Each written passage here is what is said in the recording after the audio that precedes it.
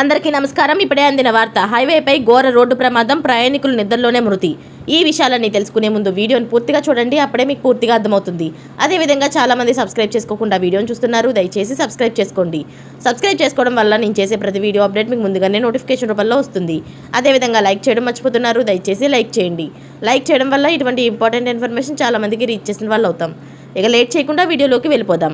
హైదరాబాద్ జాతీయ రహదారిపై ఘోర ప్రమాదం జరిగింది. యాదాద్రి భువనగిరి జిల్లాలో చౌటప్పల్ మండలంలోని ఎల్లంబావి గ్రామం వద్ద జాతీయ రహదారిపై ఈ రోజు తెల్లవారుజామున ఈ ప్రమాదం జరిగింది.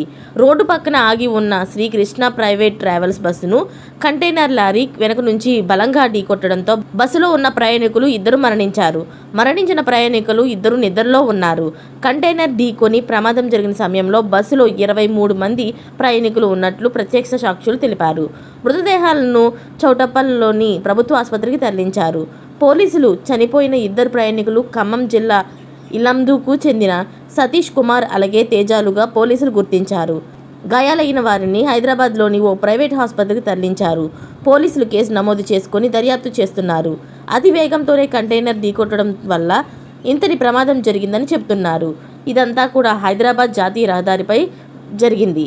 అలాగే ఈ ప్రమాదంలో ఇద్దరు ప్రయాణికులు మరణించగా 11 మందికి తీవ్ర గాయాలైనట్టు తెలుస్తుంది. ఇలాంటి లేటెస్ట్ అప్డేట్స్ అన్ని మీరు ముందుగానే పొందాలి అనుకుంటే ఛానల్ని సబ్స్క్రైబ్ చేసుకోండి. అలాగే పక్కనే ఉన్న గంట సింబల్ని క్లిక్ చేయడం మర్చిపోకండి.